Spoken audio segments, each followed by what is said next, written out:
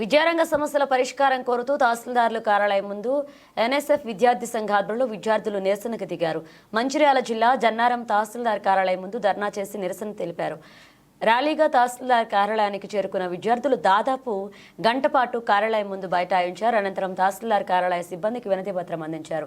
ఈ సందర్భంగా నవతరం student federation అధ్యక్షుడు నీరటి రాంప్రసాద్ మాట్లాడుతూ రాష్ట్రంలో నెలకొన్న విద్యారంగ సమస్యలైన ఫీజు రియంబర్స్మెంట్, స్కాలర్షిప్లను వెంటనే చెల్లించాలన్నారు. సంక్షేమ వసతి గృహాలలో వస్తువులు కల్పించి ఫుడ్ సేఫ్టీ అధికారులచే తరచూ హాస్టళ్లను తనిఖీ చేయించాలన్నారు. విద్యార్థుల మెస్ ఛార్జీలు పెంచాలని, జన్నారంలో ప్రభుత్వ డిగ్రీ కాలేజ్ ఏర్పాటు చేయాలని డిమాండ్ చేశారు. మండల కేంద్రంలోని ఎంఆర్ఓ ఆఫీస్ ముందు నవతరం స్టూడెంట్ ఫెడరేషన్ పక్షంలో ఈరోజున విద్యారంగంలో సమస్యలపైన ధర్నా కార్యక్రమం చేపట్టడం జరిగింది. ముఖ్యంగా ఈ రోజున చూసుకుంటే జన్నారం మండల కేంద్రంలో ప్రభుత్వ డిగ్రీ కాలేజ్ ఏర్పాటు చేయాలని చెప్పేసి గత కొన్ని సంవత్సరాలు కూడా ప్రధానమైన డిమాండ్ ఉంది. దాన్ని అధికారులు పెడచెవిన పెడుతూ దాన్ని అసలు పట్టించుకోకుండా ఈ రోజున ముందుకు పోతున్న పరిస్థితి చూస్తున్నాం. మన ఎమ్మెల్యే గారు కూడా గత ఎన్నికల్లో ఇక్కడ ప్రభుత్వ డిగ్రీ కాలేజ్ ఏర్పాటు చేస్తామని మాటిచ్చారు, కానీ దాన్ని పట్టించుకోవడం లేదు.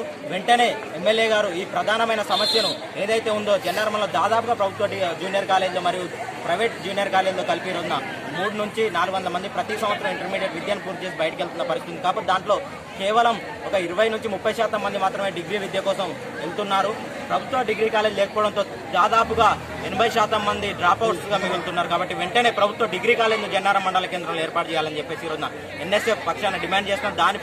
దాంతోపాటు ఈరోజున రాష్ట్రంలో ప్రధాన సమస్య అయినటువంటి పెండింగ్ స్కాలర్షిప్ మరియు రియంబర్స్మెంట్ కూడా గత 4 సంవత్సరాల నుంచి కూడా పెండింగ్లో ఉంటుంది. దాన్ని వెంటనే విడుదల చేయాలని చెప్పేసి లేని పక్షంలో ఆందోళన కార్యక్రమాలు చేపడతామని తెలియజేస్తూ, అయితే ఈ రోజున మన ముఖ్యమంత్రి గారు పిసిసి అధ్యక్షునిగా ఉన్న సమయంలో వాళ్ళ మేనిఫెస్టోను ఖురాన్, భగవద్గీత, బైబిల్తో పోల్చుతూ ఒక మాట చెప్పారు విద్యారంగానికి సంబంధించి.